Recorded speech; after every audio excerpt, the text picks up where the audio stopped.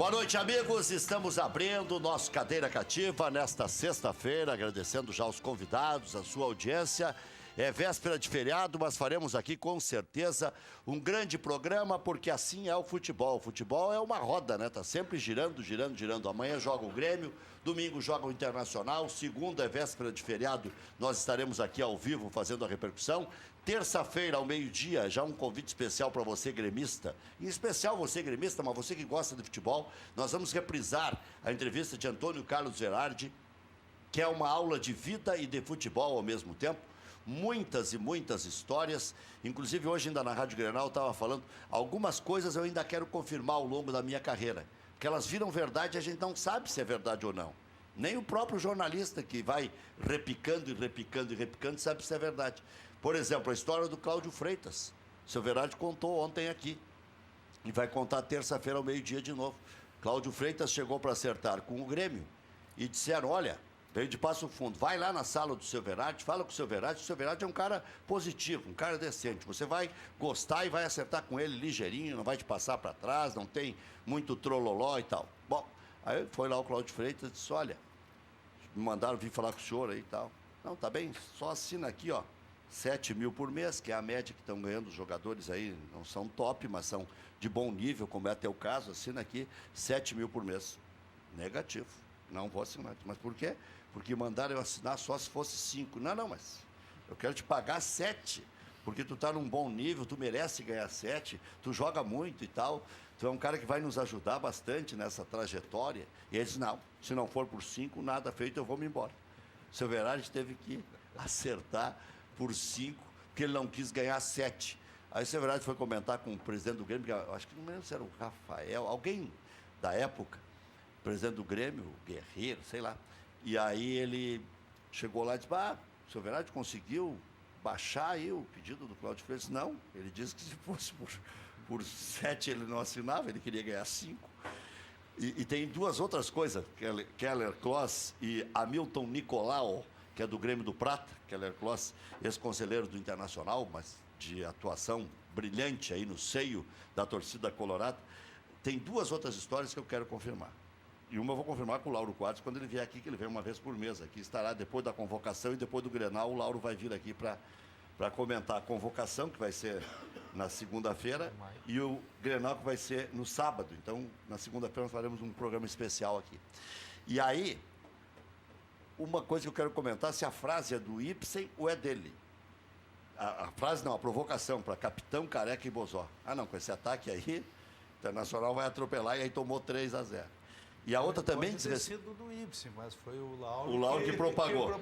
E os caras lá usaram, porque há poucos dias eu entrevistei o Careca, lá na festa da Agafarma, na convenção da Agafarma, e o Careca me disse, no meio da entrevista eu perguntei sobre Capitão, Careca e Bozó, dizia, vocês têm essa bronca aí, né?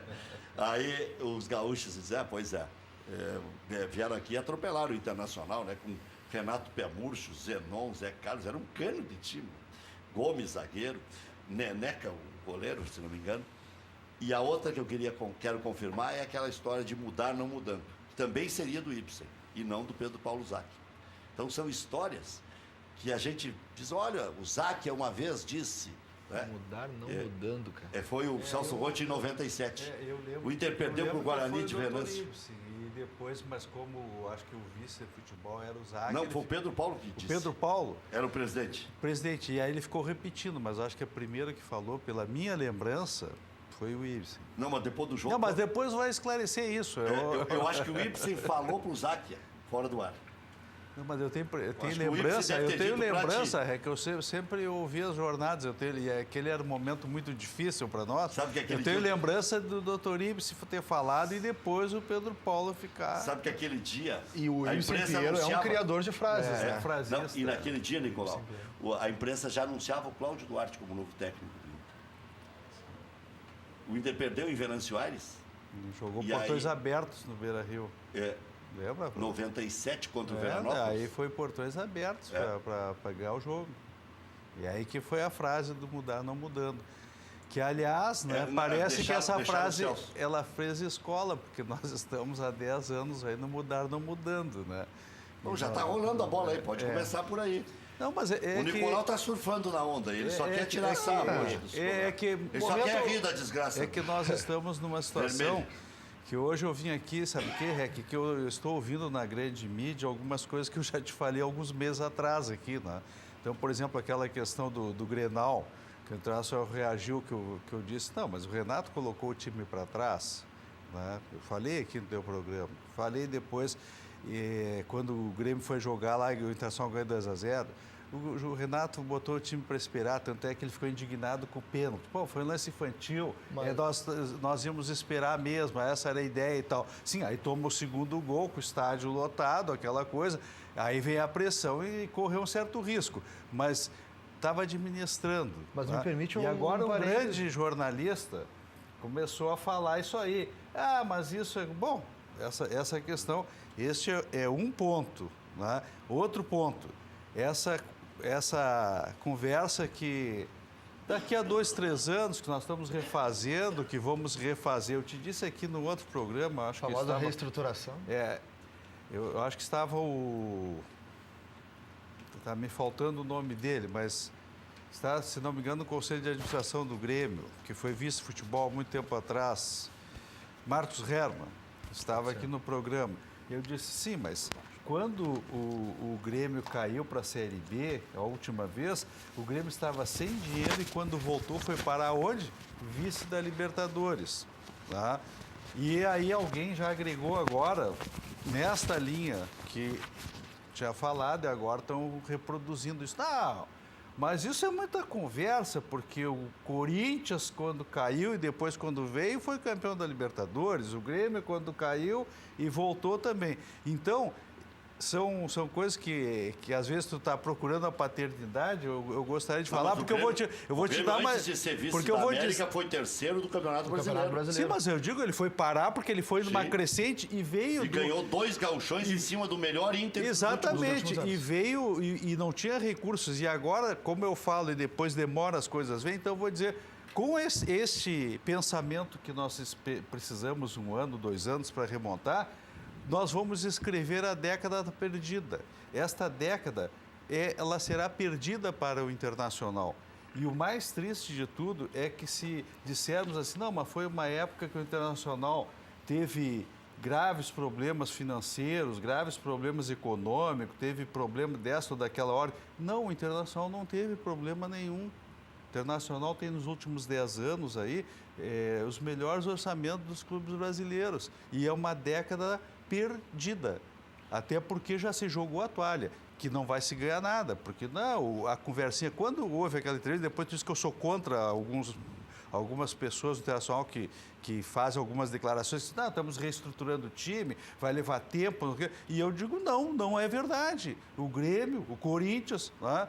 Então, já estou dizendo, próximo ano, este ano e próximo ano, se continuar com este pensamento que tem que recomeçar, reestruturar, nem vou falar naquilo que eu já te falei aqui, que enquanto certas pessoas mandaram no vestiário, o Internacional não vai ganhar nada, né? E caiu de novo para um time fraco, como o do Vitória, né?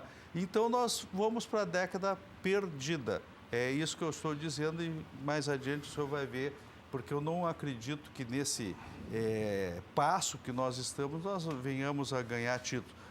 Podemos até, acho que o material que tem Internacional, pode fazer um time para chegar, talvez, a arranhar uma Libertadores. Pode, com o material que tem, mas com o comando que tem hoje, e aí o comando eu não digo só do vestiário, eu digo da direção também, porque ela está se mostrando leniente, como as direções anteriores, né, que não tem dado resultado para os investimentos que o Internacional tem. E a torcida tem que começar a entender isto. E nós falávamos, que antes de chegar aqui, né? Não, que o torcedor sempre tem aquela ilusão. Eu não estou aqui, os torcedores estão me assistindo, não fiquem chateados comigo. Eu não estou aqui para desiludir ninguém. Né? Aí, vocês me permitem, eu vou ter que, só para complementar, porque aqueles que estão assistindo, acho assim, esses dias, quando eu não posso assistir o programa, eu assisto. Esse dia estava aqui o Eduardo Fritz.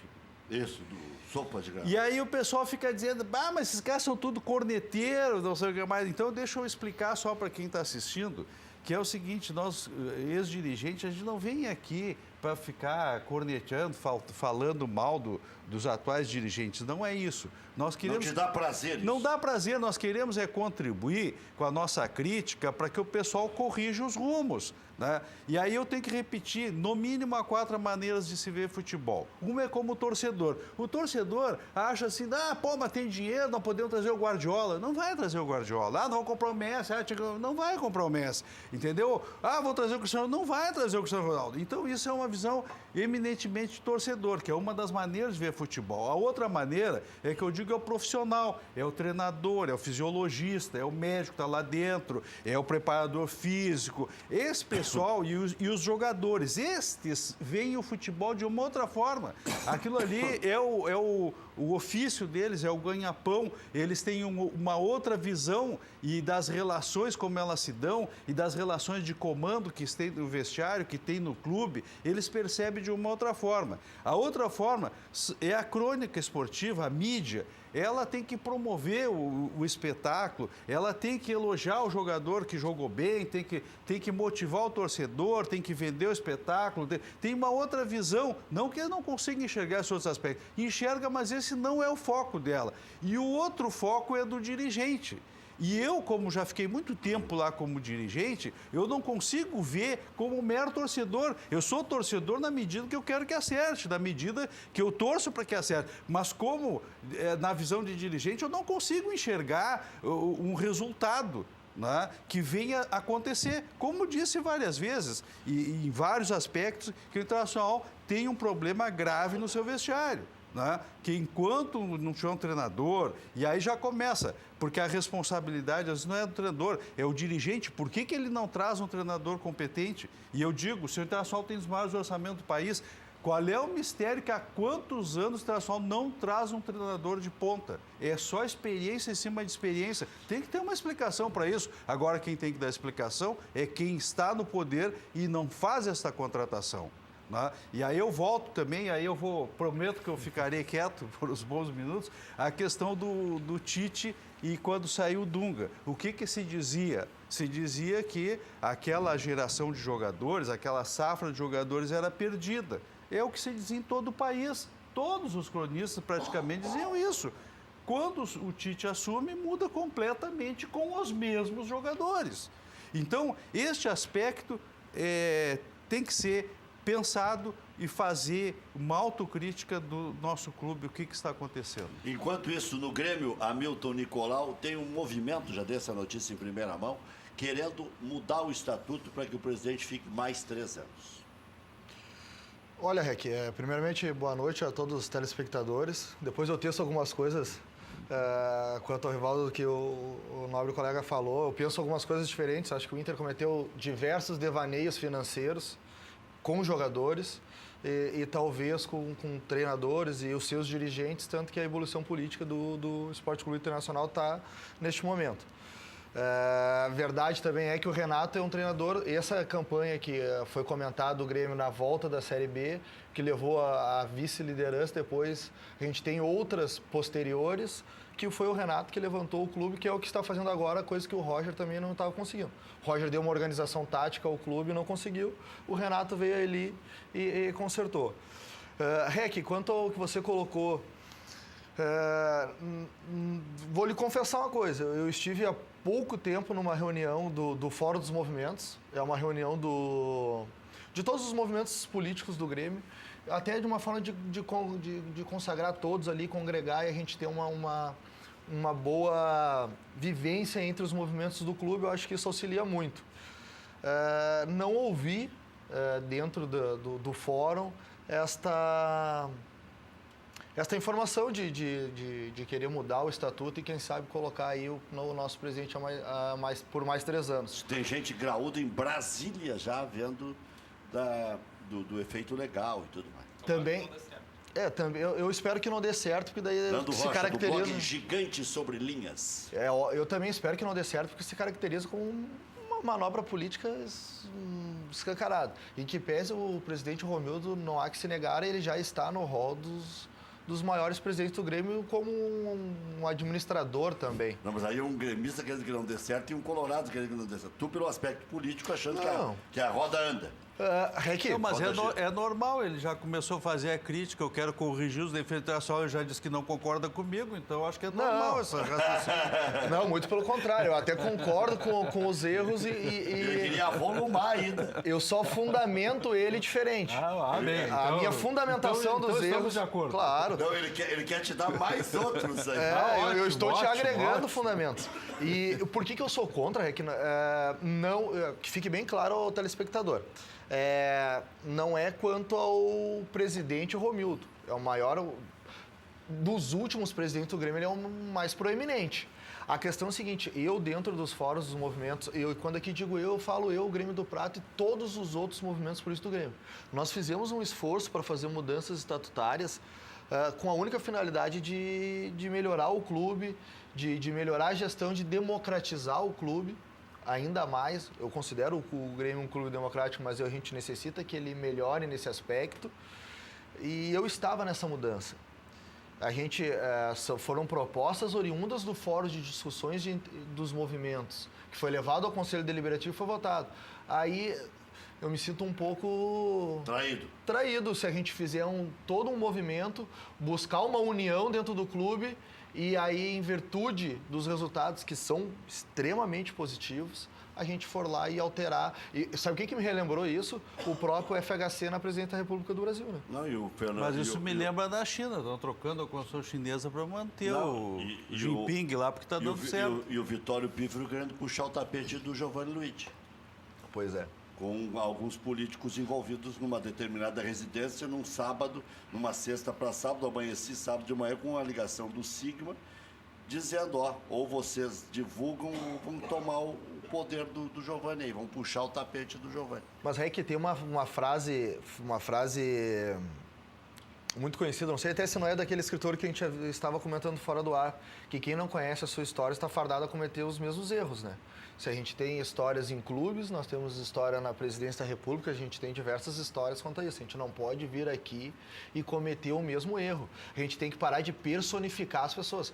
A questão é, personificar o sucesso. A gente não pode simplesmente personificar o sucesso da década de 90 no COF, personificar agora do século XXI no Romildo. A gente tem que melhorar a gestão, a gente tem que aprender com o que está sendo bem feito na gestão. Isso nós estamos de acordo. E já voltamos com as tuas ponderações a respeito do Inter, o Nando Rocha, do blog Gigante, sobre Linhas já vai falar também. Deixa eu tomar um gole d'água aqui.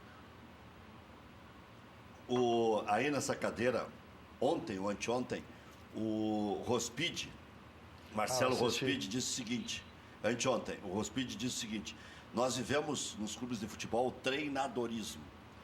Década de 80, aliás, eu fiz essa enquete há algum tempo, hoje reprisaram. Década de 80 era o Grêmio do Espinosa. Década de 90 era o Grêmio do Filipão. Depois era o Grêmio do Tite, depois era o Grêmio do Mano e agora é o Grêmio do Renato. Né?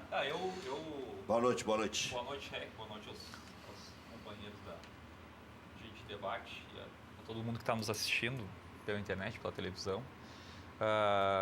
Eu, como colorado, não gostaria que essa manobra fosse bem sucedida, porque eu espero que o presidente Romildo, inclusive, concorra agora nas eleições que a gente tem para sair o quanto antes. Velha e boa corneta. Né? Que ele possa... Mas assim, realmente, sou colorado e sei o quanto o nosso clube tem sofrido com essa personificação da instituição, né, de se pessoalizar o sucesso e também o fracasso, porque também é muito mais simples, né? É mais simplista tu rotular um fracasso como na figura de uma pessoa, quando na verdade ela também é uma sucessão de erros.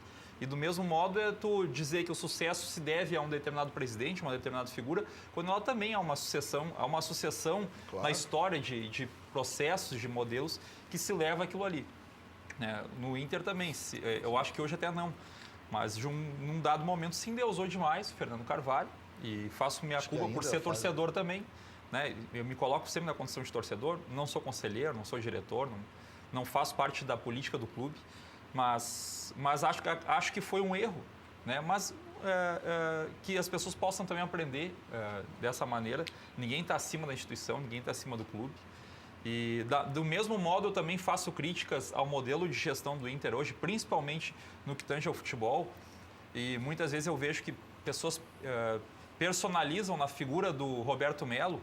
E eu, sinceramente, acho que a troca simples do Roberto Melo por uma outra pessoa, uma outra figura de um movimento político, que não seja um profissional da área, que não seja um executivo da área, que não seja capacitado para aquilo, vai dar no mesmo. Então, às vezes as pessoas dizem, mas tu não cita o Melo. Não, na verdade, pode ser o Melo, como foi um tempo atrás o Pellegrini, como foi um tempo atrás o próprio Vitor Piffer acumulando a função de presidente e vice de futebol. Eu não acredito nesse modelo de gestão de futebol. De empoderar totalmente um vice-futebol que seja prospectado dentro de uma amostragem tão pequena que é o movimento político. Eu acredito que a gente tem que avançar, principalmente na área do futebol, e isso pede a profissionalização que a gente já tem visto nos clubes de maior sucesso do mundo. Até para que eu não seja mal interpretado pelo telespectador, é exatamente o que eu estou falando quanto ao presidente Romildo. Não há dúvida que ele entrou para o hall dos grandes presidentes do Grêmio, junto com o Hélio Dourado e, posteriormente, o Dr. Fábio Koff, agora o Romildo Bolzan, que são aqueles presidentes que acumulam os títulos mais importantes ou as situações mais importantes. A questão que eu digo, pelo fato do Romildo querer essa manobra de reeleição, é quanto a gente aprender a um modelo e ver o que está dando certo e por que o Grêmio está chegando em todos estes títulos, jogando este futebol. E eu digo aqui um aspecto bem fútil, que eu coloco do que o presidente Romildo, para mim, foi um salto do Grêmio que a gente, por vezes, até via no Esporte Clube Internacional. É a venda de jogadores. O Grêmio, na minha ótica, ele não sabia vender jogadores. E pior do que isso, ele não sabia segurar jogadores. Não sabia a hora de vender. Não sabia a hora e não sabia segurar. O que o presidente Romildo fez? Não, pera um pouquinho. É o Luan, é a bola da vez? Não. Quanto? É isso aqui que você quer? Não, por isso aqui eu não vendo. Este jogador é importante para o clube, vai me dar um retorno financeiro ali na frente. É um dos grandes méritos do presidente. Mas o que ele fez com o Everton agora? Buscou antes do final do contrato para buscar. Espera um pouquinho, não vamos longe. O Arthur. Olha, tentem relembrar as antigas. Vou trazer um jogador para vocês aqui. Douglas Costa. Quantos jogos vocês viram o Douglas Costa pelo time profissional do Grêmio? Era contestado? Se lembra? Eu me recordo de um jogo dele que eu estava no Olímpico, na arquibancada, eu me recordo dele entrando no segundo tempo, vendo que já dava para perceber que era um jogador diferente, pelo toque na bola, assim, mas ainda muito garoto. Outro jogador, Felipe Mattioni, agora que parece que foi para Veranópolis. Ele estava no Veranópolis, mas parece que ele foi para o Figueirense ou Chapecoense, uma coisa assim. Ele jogou quantos jogos pelo profissional do Grêmio? E foi contratado pelo Milan? Espera um pouquinho. Eles nem pisavam no time profissional do Grêmio e eram vendidos. A tua abordagem é bem interessante, mas ela tem que ver as causas. Por que o Grêmio vendia jogadores já 60%, 70% jogadores? Estava no sufoco. Exatamente, por falta de estruturação. Então, quando o Grêmio começa a se estruturar, fez o condomínio de credores, foi limpando aquelas dívidas todas, ele pôde começar a pensar nisso. Porque se tu pegar a história, e aí vem uma outra coisa, falou dos processos. Quando falo muito da Europa, sim, mas qual é o clube que nós estamos comparando? Clube empresa, onde tem ações em bolsa, onde tem proprietários, ou nós estamos falando de associações civis sem fins lucrativos como as nossas, que é tudo na base da paixão. Então isso tu começa a ter que repensar para saber. E há alguns que chegam e dizem, como nós fizemos reformas estatutárias, que pessoas que estavam naquela comissão, os caras não sabiam nem o que é primeiro setor, segundo setor, terceiro setor, dando palpite lá e mandando e fazendo e acontecendo, e fizeram esse conselho com 5 presidentes, essas coisas, sem saber onde é que vão. Por quê? Porque tem que estar criando, tem que estar pautando o conselho, tem que estar criando coisas novas, né? E também tem que preparar para a gente chegar ao poder, chega a custo que for. Então, qual é o modelo? Quando fala assim, mas tudo no Melo, por exemplo, tudo no Melo, tudo nisso. É que o nosso modelo de associação, nós não somos uma empresa, nós não somos uma SA. Nós somos um clube de uma associação civil onde o presidente tem a chave do cofre e ele, então, vai botar um vice de futebol que seja da confiança dele. Porque como é que ele vai colocar um vice de futebol para fazer negócio, para negociar, que não seja da confiança dele? Então, veja a situação que é. Então, como tu disse, são processos que tu tem que estar consolidado. nesse processo, infelizmente, do nosso modelo, ou felizmente do nosso modelo, vai recair no vice de futebol. Por quê? Porque o vice-futebol nada mais é, neste caso, de um parceiro do presidente a quem o presidente tem que entregar a cabeça para a torcida quando tudo é errado. Porque não tem, começa lá, primeiro é o jogador, troca o jogador, não deu, troca o treinador, também não deu, troca o vice-futebol, porque o presidente só vai trocar quando tiver nova eleição. Né? Então são processos que infelizmente são assim, e aí tu tem que sanear. E alguns aproveitaram essa outra questão dos sem fins lucrativos, né? Ah, mas nós não temos fins lucrativos, não há problema nenhum, nós temos que gastar tudo mesmo e tal, eu vou endividando o clube. O fato, quando diz não ter fins lucrativos, tem um apenas significado. Isto não é uma empresa e se tiver superávit ou lucro, que seria na empresa, o superávit no terceiro setor, tu não pode distribuir para ninguém. É isso quando diz que não tem fins lucrativos no estatuto. Só que é o seguinte, pergunto, as pessoas sabem disso? Então não sabem, então ficam as mistificações. E entrou um presidente e disse assim, mas nós não temos fins lucrativos? Por que nós temos que fazer superávit? Claro, ele gerava déficit. É uma ignorância que não, mas não é ignorância, isso é mistificação, isso é coisa de esperteza, né? Aquela esperteza do mal, porque tu tá mistificando para a torcida. Exatamente. Quando falou do presidente Romildo, que eu acho que ele está fazendo uma grande gestão, por isso que eu brinquei magnífico presidente lá da China, né? Mudaram a Constituição para mantê-lo porque está bem, né? Então, o Romildo está fazendo uma grande gestão, por isso, então nós temos que arrumar essas coisas. Não começar a gerar déficit para poder organizar para frente. Porque se tu gera déficit, é a mesma coisa daquele que administra em casa e começa a gastar, e daqui a pouco ele está no banco, está no cheque especial, está no empréstimo, está vendendo o carro, está vendendo, se ele tem apartamento na praia, ele vende e começa a vender até cair na mão do agiota. Como é que o cara vai organizar a casa dele?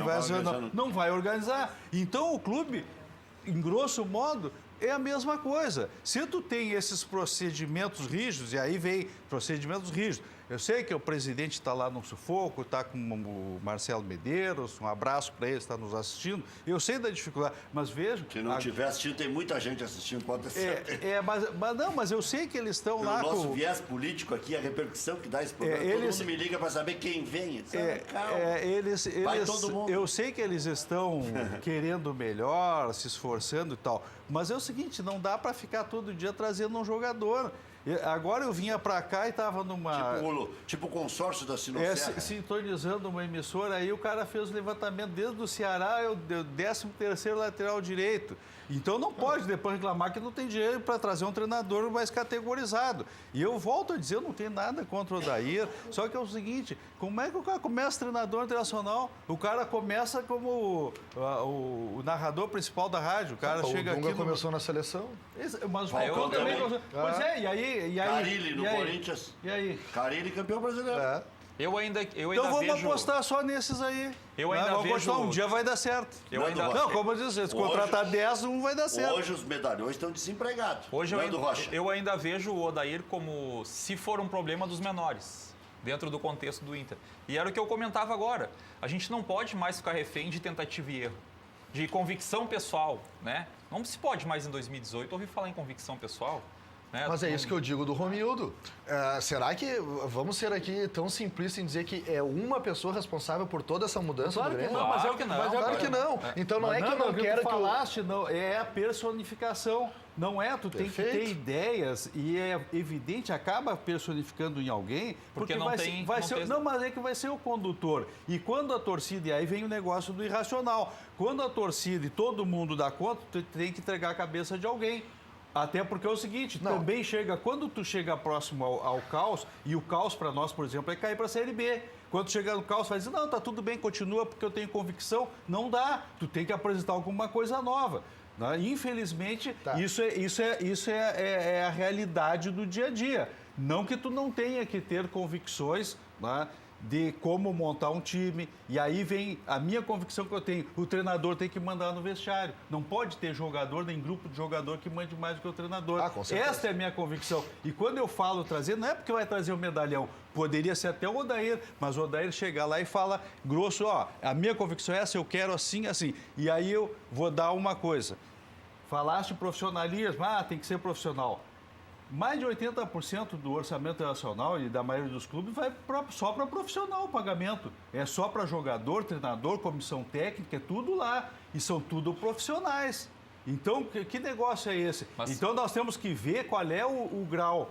Essa questão é o profissional. Nós temos, todo mundo é bem pago e regiamente pago. Não, a seleção é ruim. Profissional que eu digo em nível estratégico, né? Cobrança de resultado. Claro, eu digo assim, que nem você colocou a questão dos nossos clubes, a gente tem o fator emoção, coração, é o que rege nossos clubes. Mas aí que tá, a gente não pode se basear só em emoção para administrar um clube da grandeza do Grêmio, por exemplo. Quando eu disse é o caos. Quando chega o caos é tu cair.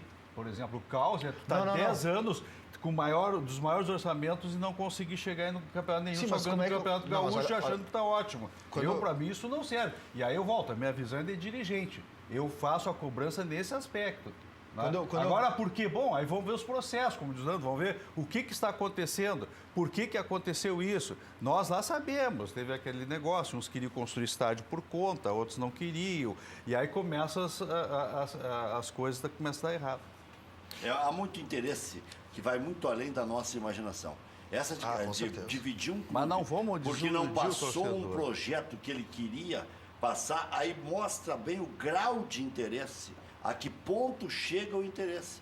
O Inter chegou a produzir um factoide de que iam vender 100 camarotes a 1 milhão para arrumar 100 milhões. Estava ali começando a crise. Tivesse conseguido 150 milhões. Quebrado hoje. Quebrado. 150 camarotes a 1 milhão cada um. Pior ainda, 150 milhões. Meu Deus. Não vende. Venderam 3. Diga... Não, mas eu acho que a gente mais ou menos está falando a mesma língua. Assim. Eu não sou contra a figura do vice de futebol, que é o que a gente está comentando agora. De fato, ele não é um dirigente profissionalizado. Eu acho que o vice de futebol ele tem que ser uma pessoa de confiança do presidente que possa aplicar um conceito, uma filosofia de futebol, de gestão no clube, que possa supervisionar a atuação de profissionais, mas que não fique na dependência dele atuar. Não fique na dependência do vice de futebol prospectar no mercado 12 laterais direitos nos últimos 2 anos. Porque senão fica isso, é tentativa e erro, é convicção pessoal, de um volante do time tal lá que é meu sonho antigo de 2012, de 2015. Não existe mais isso no futebol. Isso demonstra, muda de semana para outra, tu entendeu? Tem razão. Demonstra essa falta de convicção e falta de qualquer planejamento. Exatamente. Por exemplo, assim, o próprio Grêmio. O Grêmio vem construindo o time há horas. Como? Não, nós estamos precisando de um ala com a característica tal, vamos buscar. Não arrumamos, fulano está jogando, mas nós continuamos procurando. Ora, agora está faltando um zagueiro. Olha, teve uma proposta pelo nosso atacante X. Nós vamos ter que repor. É isso. E aí tu tem que saber o que tu faz. E não trazer 12 laterais, 10 atacantes. Estou falando do Ceará agora, mais recente. Do Ceará, do Ceará. Eu vinha escutando. De 2006. Não, do Ceará dessa vinda agora do Coritiba. Do Ceará para cá, que foi a gestão que caiu em 2016, né? Que foi o Ceará, lembra que veio?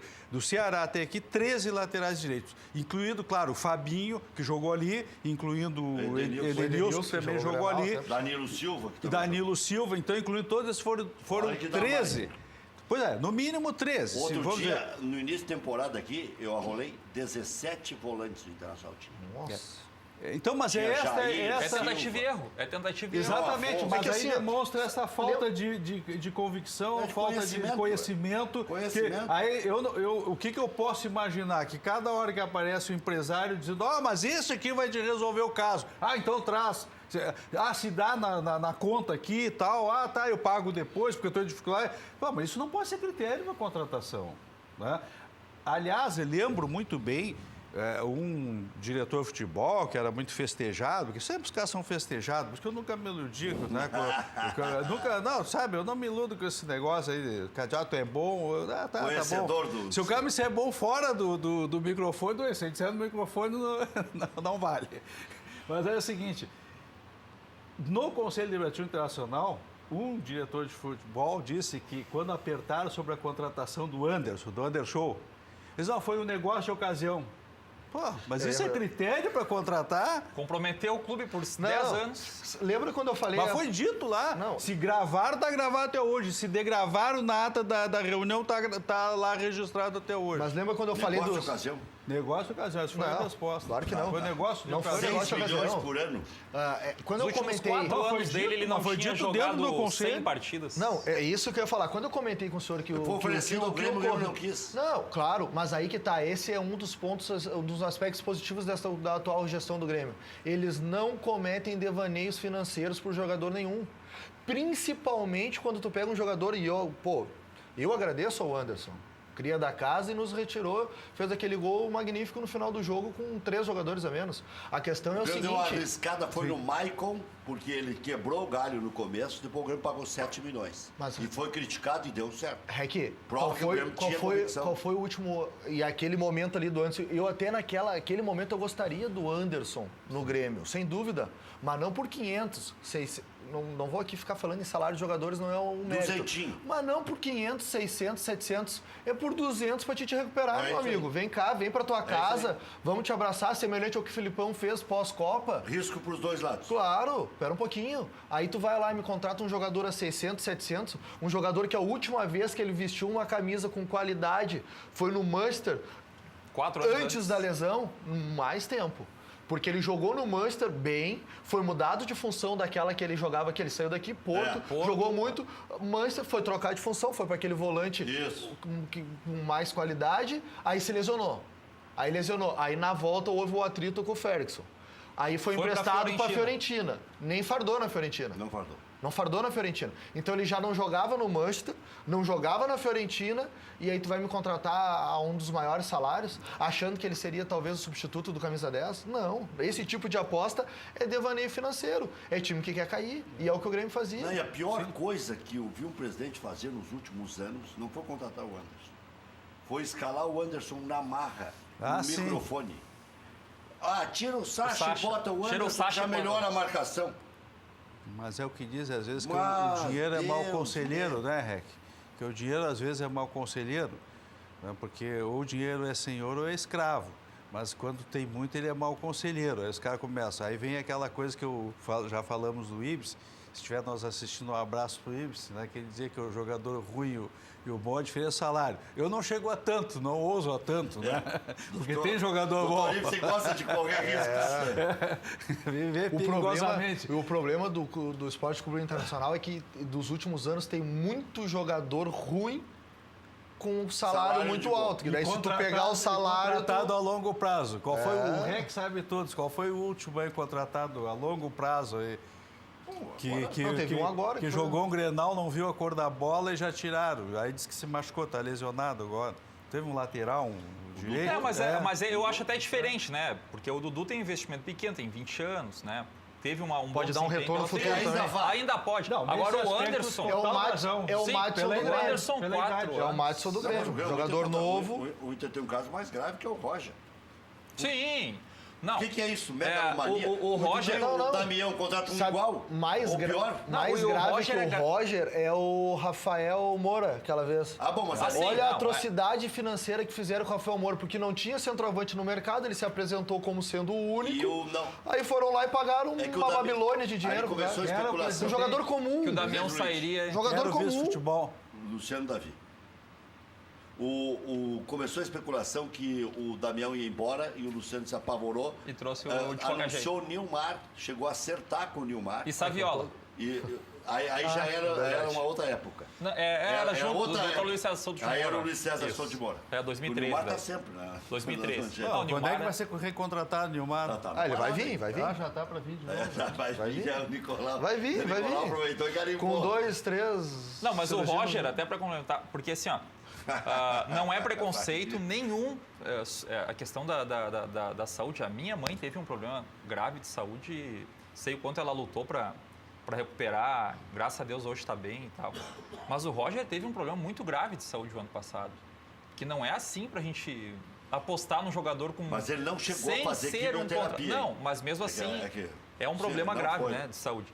E, enfim, é um cara fora de série, caráter, assim, todo mundo fala muito bem. Jogou bem pelo Botafogo. Tem uma história de vida sensacional, jogou bem realmente também, né? no Botafogo. Né? Tem uma relação, eu que tenho uma relação com a minha filha quase de idolatria, eu acho muito bonita a história dele de vida com a filha, assim. Mas eu estou analisando tecnicamente, né, foi realmente um devaneio financeiro.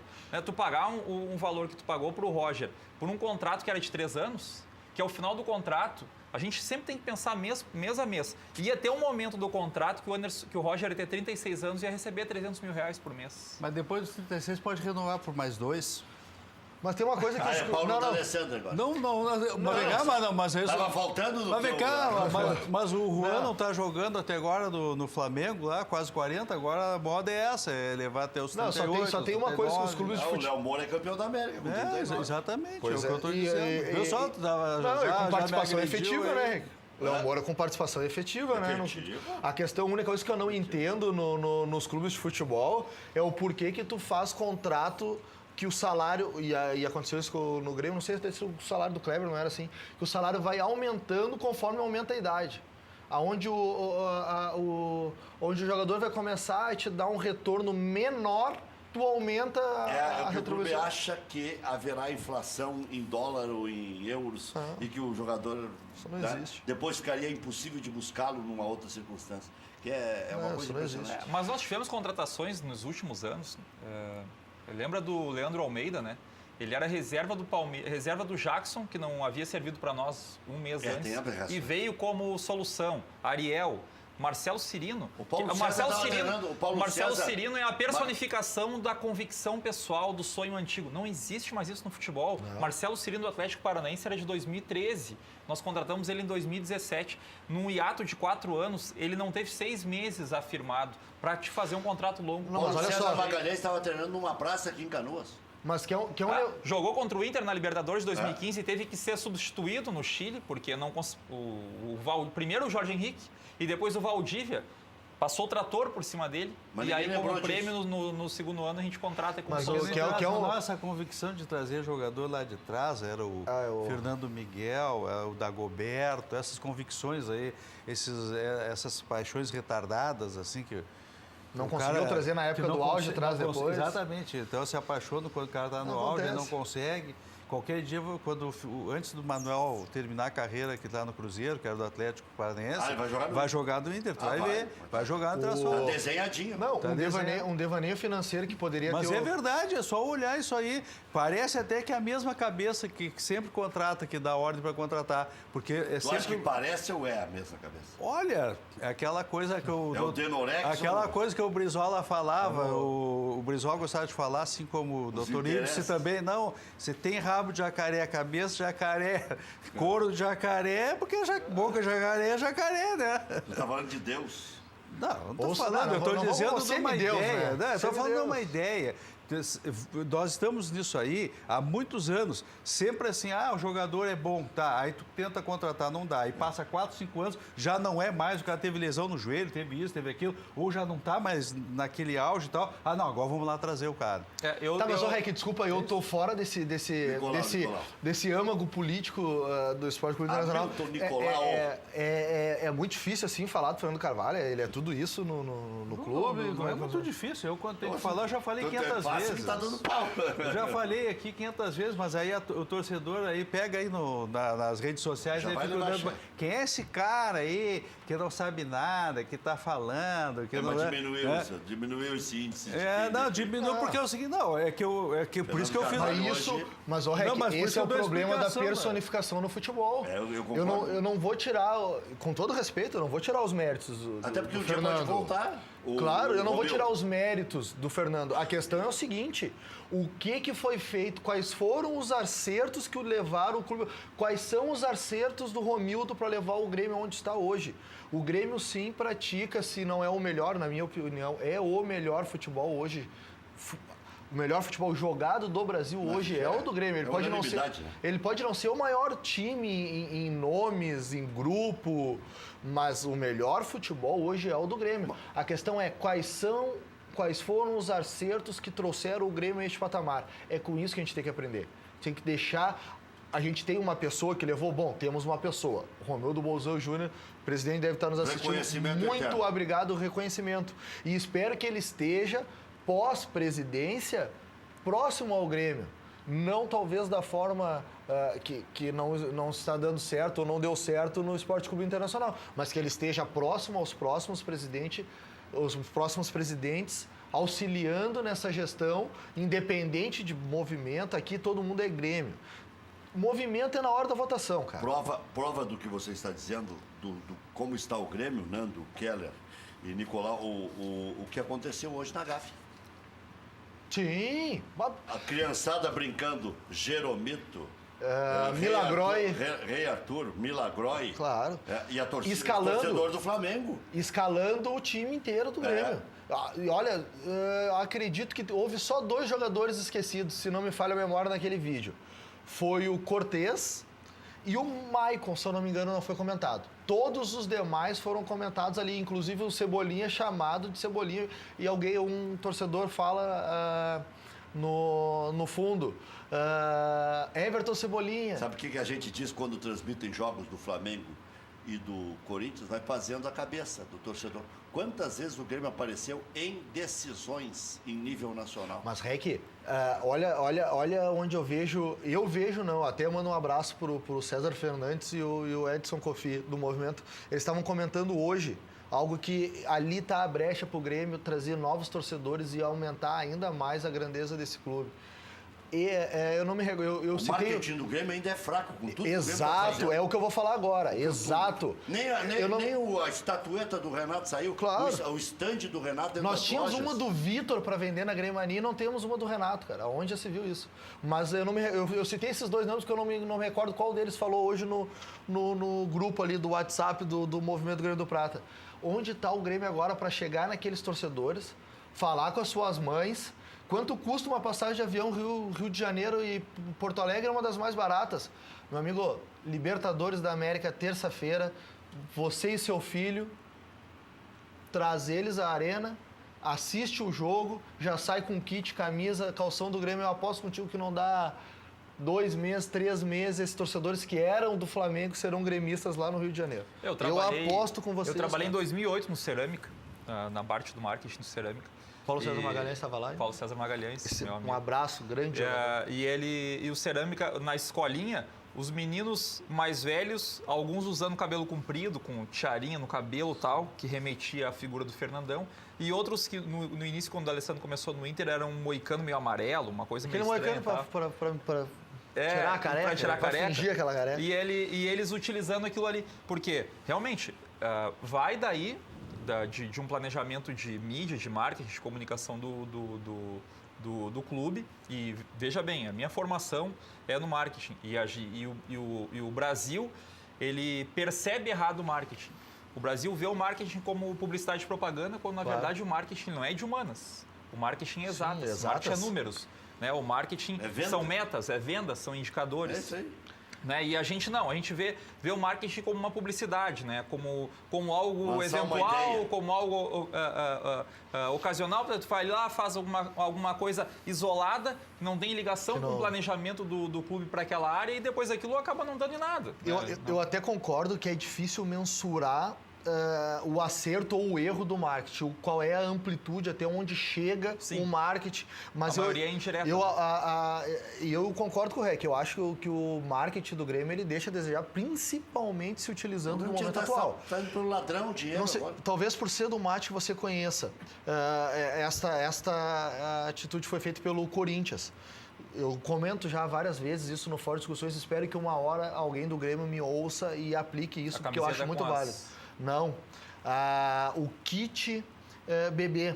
Eles vão na época, não sei se ainda é feito no Corinthians, mas eles iam nos hospitais e todas aquelas crianças de evidente classe social mais baixa, que não tinha tanto acesso a esse tipo de roupa do clube, coisa do tipo, talvez nem corintianos eram.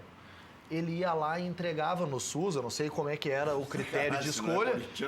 Arrisca apanhar ainda. Eles entregavam um kit de recém-nascido. Com o bobzinho do Corinthians, com a roupinha do Corinthians. O Keller precisa falar depois de um outro assunto, desculpa te São Paulo bem sobre o assunto da não entrega dos documentos, que pode afetar... Eu tô esperando a oportunidade. Deixa eu dar uma notícia boa, Nando. Olha aqui, porque a gente dá tanto pau no Internacional nos últimos tempos que o torcedor está até chateado, parece que não tem nada que preste e tal. Então, tá aqui uma coisa boa. E até prepara a camisa do Inter aí, a nova. Nós colocamos a do Grêmio há poucos dias, vamos colocar a do Internacional também. Lançada na manhã desta sexta-feira, A camisa principal do Internacional para a temporada 2018 bateu o recorde histórico de vendas em menos de 8 horas. As vendas superaram inclusive o sucesso do lançamento da camisa rosa em outubro do ano passado, em homenagem ao Outubro Rosa. Na oportunidade foram comercializadas 4.500 unidades, ou seja, todo o lote colocado à venda. Agora, em 2018, aí está a camisa. O novo, aqui o texto é do site do Internacional, Manto Sagrado Colorado, atingiu às 18 horas desta sexta uma marca superior a 5.600 unidades em menos de 24 horas. Menos de 24 horas não, que horas foi lançado? Não, menos de 12 horas. De manhã? De manhã. Menos de 12 horas. O sucesso do lançamento se dá em virtude da inovação do uniforme, criado com as 2 tonalidades de vermelho. O produto agradou tanto que ficou entre os assuntos mais falados do Twitter nas primeiras 2 horas do lançamento. A nova camisa já está disponível online em Nike.com, depois vou mandar a conta aí, loja oficial do Inter, Netshoes e Centauro.com. E chega às lojas físicas no dia 28. Quer dizer, nem chegou nas lojas e o Inter vendeu 5.600 camisas. Dentro de todo esse processo de reconstrução, enfim, do Inter, né? Tem demorado um pouco para reconstruir. Vai irritar o Keller Close, que ele não gosta dessa palavra. Não, a gente comentava, eu no Twitter até coloquei na semana passada que realmente o Corinthians teve um processo muito mais rápido de reconstrução, o próprio Grêmio também teve um processo mais rápido. O Vasco, que é o Vasco, chegou a uma quarta de final de Libertadores em 2012, né? Depois de ter caído. Mas o Vasco é uma coisa... O Vasco sobe e desce, né? Não é benchmark para nada, né? O Vasco... Mas enfim, dentro de da personificação dos seus presidentes. Eurico o Vasco Miranda, é um bom exemplo. Roberto Ginamite. Personifica os presidentes, dá no que dá. Volta e meia, tu começa a tentar com a... Não dá, não vai no outro. Mas assim... Viu só o que dá um cara mandar e nunca trocar? Mas dentro de todo esse processo que o Inter vem passando, eu digo nos últimos 8 anos... O Inter vai virar um Vasco? Me agrada essa... Nós sofremos nos últimos 8 anos. Nós sofremos desde que o árbitro apitou o final do jogo da Copa Libertadores de 2010.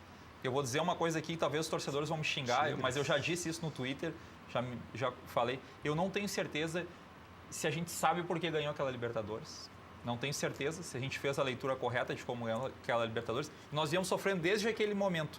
E esses números das camisetas hoje de manhã só comprovam que existe uma figura que não pode ser criticada, que é a torcida do Inter. Na torcida do Inter. Que abraça, em 2016, os mais de 20 mil pessoas em todos os jogos com essa bolinha. Na Série B também. Na Série B também. Que o Inter está jogando. Bom, o cara vai lá para não ver futebol. Então tá se vendo que o marketing está indo muito bem, então, pelo sucesso das camisetas. Só falta esse sucesso chegar... Não, isso é a compra do torcedor. Pois é. O torcedor não está indo bem. Tá, mas está indo bem. Mas pelo menos encontrou o caminho para comprar. A venda, então a venda está indo bem. A venda está indo bem. A venda está indo bem. Só falta o time ir bem agora. Né? Eu vou dizer tem uma chance domingo aí contra o Cruzeiro. O Cruzeiro, acho que agora, depois do 7, já ficou melhor... psicologicamente. Colocado na Libertadores também, acho que eles vão... E outra, o Cruzeiro... Vem com 31 jogadores. E outra, o Cruzeiro não vai se dar o luxo de 3 jogos, 3 derrotas, né? Não, ele não vai vir com essa baba aí que estão dizendo que vai vir com Não, ele vai ter... Eu acho que ele vem com titular. Acho que seria prudente vir com reserva. Eu acho que seria prudente. Não, eu acho que não. Eu acho que 3 derrotas o Cruzeiro não vai deixar. Mas ele vai tirar só quem tiver meio pau. Está trazendo 31 justamente por isso. Diga. Eu queria te contar uma história que aqui na UBRA, aqui na universidade, fui professor aqui muitos anos. E era contemporâneo do Dr. Ibsen. E ele dava aula aqui também, nós dávamos aula de direito constitucional, nós dois. Então nós batíamos muito papo, né? E na época nós tínhamos um lateral paraguaio que era o nome Inciso. E o time era um time lateral também... meio-campista, né? Lateral meio-campista. Foi improvisado na direita. E aí, bota na conta aí, Gavilã, Inciso. Aí eu dizia para ele, mas Ibsen, é o seguinte, Ibsen, os caras se escalam, jogam quando querem, né? Quando não quer viajar se expulsa. Né? E eu digo isso aí, o Internacional está virado, esse time aí está virado um time de funcionário público. Então eu vou te dar uma outra história que tinha isso aí na década de 80, lá. Funcionário público com o pé da vida aí. Eu sou funcionário público, eu posso falar, por isso que eu falo. Se eu fosse empresário, eu ia apanhar, mas não, eu sou funcionário público, posso falar, eu conheço bem o ramo. Fui auditor do Tribunal de Contas, também conheço alguma coisa. Então é o seguinte, nós tínhamos a Polícia Civil, que faz um excelente trabalho, é muito competente, chefe de polícia excelente, mas lá atrás, né, porque hoje aborto, isso aí é coisa normal, mas lá atrás os caras diziam assim, ó, não, a polícia sabe onde é que estão os caras, os abortistas, sabe onde é que estão os estelionatários e tal. Quando os caras fazem uma cobrança da imprensa que dá um negócio errado, que cobra o que a polícia não está fazendo, nada, eles vão lá, fazem 10 batidas, saem da imprensa, estão trabalhando, né? Então é mais ou menos essa coisa assim. Então eu estou contando essa história lá de trás do funcionário público, quando os jogadores mandam do vestiário, começa a ficar mais ou menos assim. Então é o seguinte, nós vamos levando.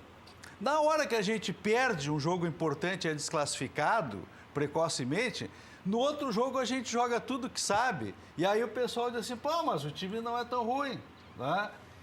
E aí eu dizia para o doutor, mas tem que ser corda esticada. Esse ambiente de funcionário público não dá. Para nossa desgraça internacional, o pessoal é o seguinte, porque sabe que os partidos aí de extrema esquerda dominam o cenário político há muitos anos. Então, muita gente que está atuando na política internacional, eles têm essa visão muito estatizante.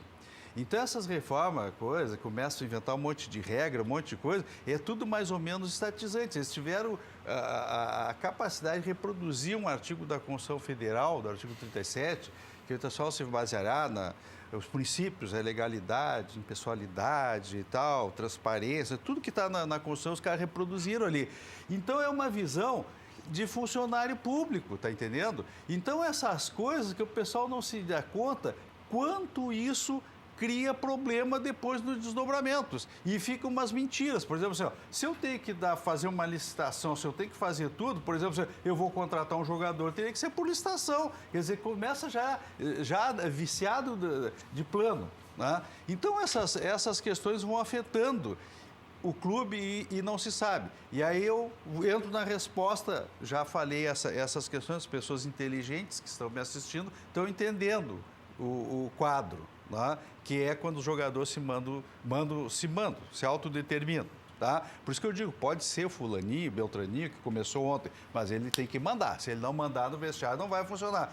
E se deixar, eu respondo a pergunta do não cumprimento do prazo. Nós temos tempo e até para dividir um pouquinho. Empresa gaúcha com mais de 25 anos de atuação na Cidade Baixa, Central de Imóveis chegou ao bairro Tristeza, principal centro comercial de lazer do sul da capital, da região sul da capital. Quer dizer, já tinha o antigo endereço na José do Patrocínio e agora tem lá na Venceslau Escobar. Faça com mais de 15 mil clientes. Encontre a solução ideal para você. Acesse o site e saiba mais. centraldemóveisrs.com.br.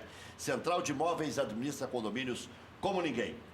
Nova Central de Imóveis Zona Sul, aluguéis, condomínios, vendas. Venceslau Escobar 1786 e também o endereço tradicional, José do Patrocínio 385, quando o cara pula uma linha para acertar o texto, meu filho. Loja Intershop da Rodoviária, produtos licenciados do seu Clube do Coração, em frente aos boxes de chegada dos ônibus, já com a nova camisa do Inter. Televendas 3225-2378. Bascaria, a melhor pizza de Porto Alegre. Nada bate a Bascaria. Localização, charme, prazer, bom gosto, preço justo. Bascaria, Comendador Caminha 324, em frente ao Parcão. Peça também em casa pelo 30 61 62 62. Estofaria Brasil, há 45 anos no mercado. A Estofaria Brasil é referência de qualidade. Trabalha com o mais alto padrão para oferecer os melhores produtos e serviços. Ligue 3343-1825 ou envie agora um WhatsApp 994414318. 994414318 e pedidos para o e-mail pedidos@estofariabrasil.com.br. Já voltamos.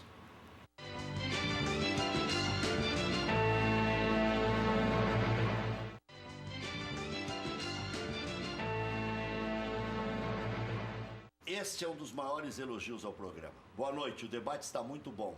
Não por isso, mas agora a sequência. É importante para nós, torcedores, entendermos como funciona o dia a dia do clube. Júlio Fernandes, abraços, REC, que acompanham o debate sempre que posso. Nós fazemos aqui coisas diferentes. Se é para fazer todo mundo a mesma coisa, vira um bando de papagaio. Aliás, tem um narrador que o apelido, inclusive, é Papagaio. Grêmio, Tricolor enfrenta amanhã o Botafogo às 16 horas no estádio Newton Santos pelo Campeonato Brasileiro. Tendência à equipe reserva. Eu não acredito muito nisso aí. Eu acho que o Grêmio vai com 5, 6 titulares. Em peças chaves e em lugares chaves. Por exemplo, lateral esquerdo. Eu não sei se vai ser o Marcelo Oliveira. Paulo Vitor, Madison ou Léo Gomes. Paulo Miranda, Bressan, Marcelo Oliveira. Jailson, Michel, Alisson, Cícero, Tony Anderson. Ou Michael Suel e André. Ainda assim não tem improvisação e é um time forte. Histórico de Grêmio e Botafogo. 55 jogos, 21 vitórias do Grêmio, 18 do Fogão, 16 empates. Colorado enfrenta o Cruzeiro domingo, 19 horas, no estádio Beira-Rio. Luca e Zeca foram relacionados, ficam no banco. Após ficar fora contra o Palmeiras, Fabiano deve voltar ao time. Damião deve iniciar a partida. Provável. Danilo, Fabiano, Moledo, Cuesta, Iago, Dourado, Edenilson, Patrick e D'Alessandro, Potker e Damião, até que a nominada é bem bonitinha do Internacional, né? Histórico mostra equilíbrio entre as equipes nos confrontos. 79 jogos, 29 vitórias de cada lado, 21 empates. Iniesta anunciou nesta sexta-feira que deixará o Barcelona ao término da atual temporada europeia. O destino do meia deve ser o futebol chinês. Eu conversei essa semana com o Romildo, tem um que no Twitter disse que eu sou apaixonado, porque todo dia o Romildo é pauta aqui. E que aí eu escancaro o meu gremismo.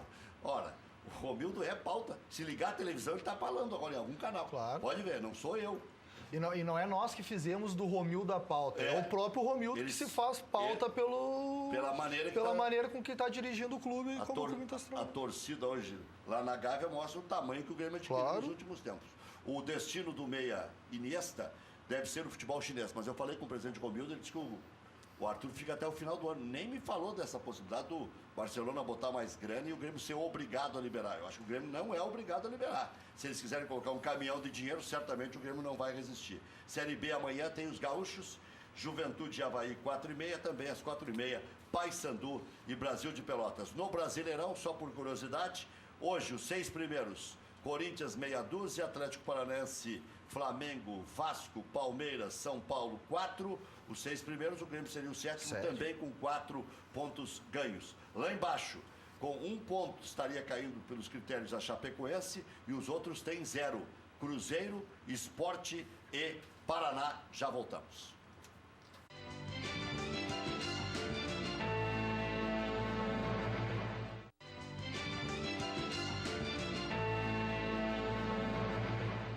Olha aqui, ó, o que é o passar dos anos. Luiz César Souto Mono uma vez disse que o time reserva do Internacional era melhor que o do Grêmio. Lembra? E teve um outro que disse que estava virando espanholização o futebol do Rio Grande do Sul. Né? O Inter era o Barcelona contra... Não, era o Barcelona e Espanhol. Era a comparação. Então, é só o que é o passar. Ver o que é o passar dos anos. Futebol é cíclico, né? Quem é melhor? O time reserva do Grêmio ou o titular do Inter, Marcelo de Arroio dos Gatos? Eu vou responder. O time titular, esse que eu anunciei do Internacional, é melhor que o reserva do Grêmio. Mas o time reserva do Grêmio, esse que eu anunciei, é muito bom. Olha que o time reserva do Grêmio é bom, cara. É bom, é muito bom. Mas olha aqui, ó. Tem alguns problemas. Esse ano, o Paulo né? Vitor. Sim. Paulo Vitor ainda não me convenceu. Mas foi esse ano que o time reserva perdeu tudo que é jogo. Não, aquele ali não era o reserva. Era o quê? Aquele ali era o sub-23, tinha mas dois. o Inter, Tanto que o Madison meio que se queimou porque era um dos únicos profissionais que estava naquele time. Mas do grupo. Mas a defesa reserva essa do Grêmio não é boa. Paulo Vitor, Madison, Paulo Miranda, Bressan e Marcelo Oliveira. O Inter como time não deu liga, mas o Inter realmente tem bons jogadores no plantel. Não, o Zeca é uma boa contratação. Sim. Eu já não digo mesmo do atacante esse que veio junto. O Luca. O Luca. A última vez que ele jogou bem foi na Ponte Preta. Na Ponte Preta, e ele não era o principal jogador. Onde ele abafava mesmo era Criciúma. No Corinthians. Quantos anos faz isso? No Corinthians, no Cruzeiro, na Ponte Preta e Corinthians de novo. Médio. Eu acho que esse sim foi o chamado negócio de ocasião, porque uma boa aposta. Pode trocar pelo Roger. Então, assim, o fato de ir o Roger... mas... Foi antes o Roger. Mas houve uma composição, acho, de negócio. Acho que foi uma composição ali. Acho que foi depois até. Acho que o Inter estava acertado com o Luca e aí entrou o Roger interesse do Roger e tal. Então, nessa composição até ficou bom, porque não vou dizer se livrar, porque eu estou falando de um profissional, né? O cara tem família, sustento, mas... E tá longe de ser um jogador que tu tem que se livrar, né? Exato, não é um jogador tecnicamente desprezível, mas para o salário que ele recebia, para o tempo de contrato, para o Inter foi conveniente. Claro, eu não faço ideia quanto que estava. Depois do intervalo, o Keller Cross fala sobre o que pode acarretar ao Inter essa entrega atrasada de documentos e que tempo terão os conselheiros para debater essa questão importantíssima. E se vai passar pelo Conselho Fiscal ou não vai. E aí, presidente da Camino, já voltamos.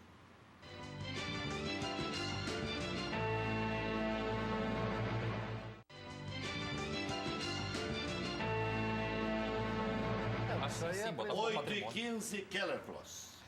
Bem, com relação ao prazo, é aí que eu digo, fizeram reformas do Estatuto que eu votei contra em algum momento, fui contra algumas coisas que estavam propugnando, porque mal sabia o que estavam propondo, e essa profissionalização que tanto falo, como eu disse, sempre foi profissional. Por quê? Porque mais de 80% já é para o pagamento de profissionais. Então, o futebol já é feito por profissionais há muito tempo. Agora, como é que tu vai querer que um clube de futebol tenha um presidente, tenha um vice-futebol que não decida nada? Não. Por isso que tem as eleições, por isso que tem quadro social. Agora, se é uma empresa, é diferente. E aquilo que eu fiz uma crítica antes de começar a fazer a estruturação de serviço público, isso não é bom, porque isso burocratiza e isso atrapalha. Então, tu pega, por exemplo, grandes clubes europeus, são empresas, empresa é diferente, não deu resultado, está fora. E tem que examinar balanço, e tem que examinar e tem que justificar. Lá no Internacional, às vezes tu acha, como eu fiquei muito tempo no Conselho Fiscal, então chegou num ponto que eu achava que as coisas já estavam indo muito bem, digamos assim, na estruturação de orçamento. E numa determinada oportunidade eu fiz uma pergunta para o contador, não, mas eu digo, mas como é que vocês fizeram esse orçamento? Não, nós pegamos o ano passado e colocamos aí um percentual aí de inflação em cima. Aí eu disse, não, vamos chamar o vice de finanças. Não, só um pouquinho, mas na época, isso já é muito tempo que eu já saí de lá, quantos anos? 8 anos, hoje, 7, 8 anos, foi o último ano que eu estive lá. E aí eu disse, olha, mas só um pouquinho, na época nós estamos tratando com orçamento, orçamento zero, como é que é de... Déficit. Não, é do José Pedro Lemon, da Ambev, que os americanos ficaram surpreendidos com o negócio. Não, tu não tem que mais me dizer assim, mas gastamos 10 milhões no ano passado isso aqui, então 10 milhões... Não, é base zero, orçamento de base zero. Base zero é o seguinte, tu tem que me justificar todo o gasto que tu vai fazer durante o ano. Quais são os projetos, o que tu vai desenvolver, o que tu vai fazer. Isso é orçamento base zero. Não é porque o ano passado eu gastei 5 milhões... no marketing, 10 milhões, que o ano que vem eu vou colocar. Não, tu tem que me explicar, justificar item por item que tu vai gastar. Bem, então, isso eu fui contra várias coisas, porque eu vi que estavam erradas, que essa profissionalização e tal, é muita conversa, às vezes. Tem que trazer o profissional competente, como eu disse, o vice de futebol e o presidente, que são os grandes responsáveis, né, e talvez tenha mais 2, 3, que também... diretores de futebol, o assessor de futebol da presidência, eles se reúnem e têm que traçar o perfil de como eles vão formar a equipe, qual é o tipo de jogador, qual é o tipo de treinador, como é que se quer que a equipe jogue. Né? E aí vai fazer as contratações. E esse, então, é responsável para... Aí sim o executivo, que é contratado, vai me trazer... Né? Porque ele vai virar madrugada assistindo os vídeos, enfim, vai me dar e aí vai ser examinado. Não pode ser porque eu vi uma vez o fulaninho jogar e achar que o cara é uma maravilha. Só que só eu acho uma maravilha. Né? Isso é muito subjetivo. Então tem que haver esse grau de discussão com, aí sim, o profissional que é quem está no mercado, está acompanhando, e então fazer, mas ter o critério anterior. Tem o critério, a questão de altura de jogador, tamanho de jogador. Filosofia de futebol. Exatamente, tu tem que ter uma concepção de futebol e não ficar montando jogador. Volto para a questão do orçamento, no caso aqui do balanço. Né? O balanço tem que ser entregue ao Conselho Fiscal. Nós, lá atrás, colocamos... Mas não dá mais tempo. Agora já passou o tempo, né? Que seria para entregar... antes do final de março, para que pudesse, então, na primeira quinzena de abril. Já no final de março, o Conselho Fiscal tem que ter examinado e depois submeter ao Conselho Deliberativo.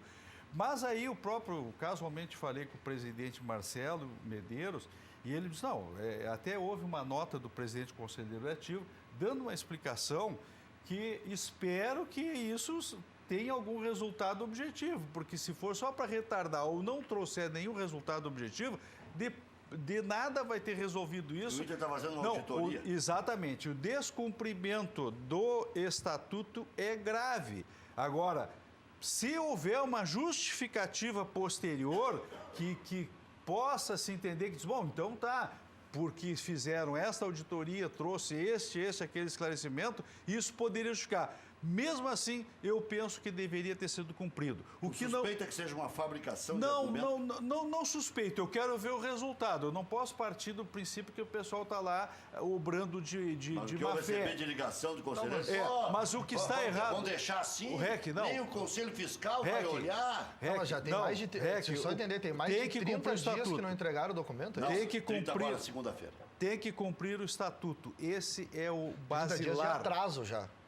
Não, é que tinha que analisar para em até 30 dias votar, deliberar e tudo. Pois então, não é que tem que ser entregue até segunda-feira. Ele deveria ter sido entregue para poder analisar. E em 30 dias apresentar ao conselho. Ou seja, já tem... Já. É o seguinte, agora não dá mais tempo para nada. Na primeira quinzena de abril, o Conselho Deliberativo tem que apreciar já auditado essas contas. Isso aí. Só que antes do Conselho Deliberativo, o Conselho Fiscal tem que se manifestar.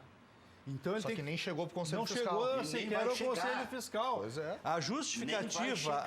E a justificativa o Conselho Fiscal é obrigatório ele dar o parecer no clube, em qualquer clube. Segunda-feira tem que publicar, não é isso? Sim, pelo Profut tem que publicar. Segunda-feira... É conflito entre estatuto e Profut. Não, é descumprimento de lei, né? Sim. Mas descumprimento de lei já atinge o estatuto, porque o estatuto tem que cumprir as leis. Né? Mas é o que eu digo, eu quero ver o resultado para saber se isso... teve uma justificativa plausível de ferir o estatuto e ferir a lei do Profut. É esse aspecto que eu quero examinar. Por isso que não vai haver exame. Não, mas tem que examinar. Tem que examinar. Então, só se for no fim de semana. Tem que examinar. Agora, o presidente. E quando é que vão convocar o presidente do Conselho Fiscal deve ser o primeiro a apontar esta irregularidade. Porque é responsabilidade do Conselho Fiscal, de todos os conselheiros, não só do presidente, tem que dar a justificativa por que eles não examinaram isso ainda. Porque isso é um ponto importantíssimo. Já o Profut se justificar com antecedência, dizendo que estava fazendo a tal auditoria, justamente para evoluir na análise dos números e tudo mais. Por isso que o Inter ainda não foi punido, mas já foi admoestado, e agora eu não sei. Segunda-feira... mas ele está descumprindo um requisito objetivo, né, Rick? Se existe um prazo... se existe um prazo... O estatuto, sim. Não, e o Profut também. Sim. Porque se existe um... Quer dizer, também... Mas o Profut pode... Teria até segunda-feira... Mas com essa explicação, justificativa... Pode aceitar. O Profut pode aceitar, porque existe um comitê do Profut que é para exatamente fiscalizar essa aplicação do Profut, porque o pessoal aderiu. Né? Então, lá eles podem, mas o estatuto já está mal ferido. Né? Então, nesse aspecto que eu digo... Primeira coisa que deveria ser colocado, a meu juízo, é o cumprimento do estatuto. E no momento que se utiliza do podem, há uma insegurança jurídica gigantesca, né? É que aí tem toda uma peculiaridade que é gravíssima, mas observa bem, nós estamos examinando as contas da gestão Marcelo Medeiros. Portanto, a implicação de uma auditoria que fosse anterior na gestão Vitório Pífero, que foi e está sendo questionado, inclusive, no Ministério Público, está se levantando, não quer se dizer que está errado ou certo, mas está se examinando, não teria motivo para que a gestão do Marcelo Medeiros não apresentasse suas contas devidamente. Tá? Porque aqui não tem nada. Por que tem que fazer auditoria nas contas? Vai ter implicação. Bom, mas aqui os meus atos da minha gestão eu tenho que apresentar. Não pode sempre voltar para o passado para justificar o presente. Não dá. Porque aí não vai andar mesmo. Que é uma das grandes, é um dos piores legados que o Vitório Pífero deixou, além do rebaixamento, é transformar aquela gestão de 2016 como um comparativo. Mas está melhor do que 2016. 2016 não pode ser comparado com nada no Inter. Nada. E olha que tinha portal da transparência, hein? Tá de brincadeira comigo. Não sei, que não tinha responsável pelo portal da transparência? Eu já briguei com meu amigo Sandro Farias por causa disso aí. Mas não sei, mas não tinha o portal. De qualquer maneira, da minha posição, um abraço pro Vitório Pífero, agradeço por tudo que ele fez por nós. Hamilton Nicolau, do Grêmio do Prata, Keller Gross, ex-conselheiro do Internacional, Nando Rocha, do blog Gigante Sobre Linhas. Acesse, vale a pena, hein? É intelectualizado. Até a segunda.